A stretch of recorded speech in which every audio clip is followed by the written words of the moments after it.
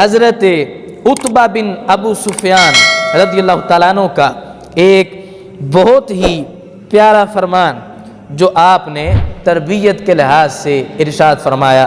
آپ کہتے ہیں لا یکن اول اصلاحک لنفسک. چونکہ جب ایک بندے نے تربیت کرنی ہے اور آگے اصلاح کرنی ہے تو حضرت عتبہ کہتے ہیں کہ سب سے پہلے جو بندہ آگے کسی کی اصلاح کر رہا ہے یا تربیت کر رہا ہے، طالب العلم کی تربیت کر رہا ہے اپنے شاگرد کی، کا تو سب سے پہلے اس کو اپنی ذات کی اصلاح کرنی چاہیے.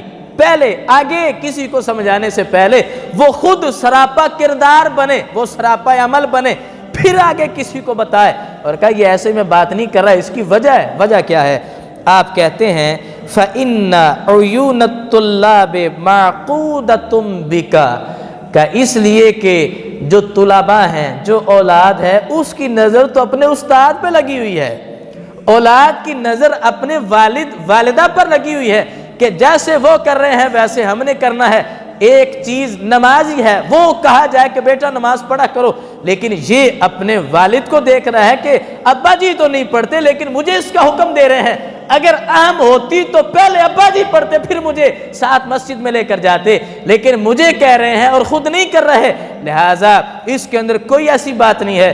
تو حضرت عتبہ بن ابو سفیان کہتے ہیں کہ چونکہ یہ جو افراد تربیت لے رہے ہیں کہ ان کی نظر اپنے بڑے پہ لگی ہوئی ہے، وہ جو کرتے ہیں یہی وہ کرتے ہیں، جس سے وہ رکتے ہیں اسی سے یہ رکتے ہیں. تو کہا اس وجہ سے سب سے پہلے وہ کام جو آگے تم نے حکم دینا ہے اس سے پہلے وہ چیز اپنے اندر بھی پیدا کی جائے. اور پھر کہتے ہیں کہ وہ جو نیچا چھوٹا طبقہ ہے یا جو طلباء ہیں یا جو اولاد ہے، ان کے لحاظ سے کیوں نقصان ہے؟ کیوں نہیں تو چاہیے کہ ابا جی کہہ رہے ہیں، استاد صاحب کہہ رہے ہیں یہ کام کرو، لیکن اگر سامنے سے وہ کام نہیں بھی ہو رہا تو انہیں آرڈر سمجھ کر ہی اس پر عمل کر لینا چاہیے اگرچہ وہ خود نہیں کر رہا. تو حضرت عتبہ کہتے بات یہ ہے کہ فالحسن عندهم ما صنعت والقبح عندهم ما ترکت. کہ ان کے نزدیک حسن وہ ہے جو تم خود کر رہے ہو اور ان کے نزدیک برائی وہ ہے جسے تم چھوڑ رہے ہو. اگر وہ کام جس کا تم حکم دے رہے ہو وہ کریں گے اور ساتھ میں تمہارا عمل بھی ہو، کیا اس لیے وہ کہیں گے کہ یہ کام تو استاد بھی کر رہا ہے، والد بھی کر رہا ہے، لہٰذا میں نے بھی کرنا ہے. اور جس کام سے خود تم باز آ رہے ہو، خود تم رک رہے ہو، لہٰذا وہ بھی رکے گا. لہٰذا اولاد کی اور شاگرد کی نظر میں نیکی وہ نہیں جس کا تم آرڈر کر رہے ہو، ان کی نظر میں نیکی وہ ہے جو تم خود کر رہے ہو، ان کی نظر میں بدی وہ ہے جس کام سے تم خود باز آ رہے ہو.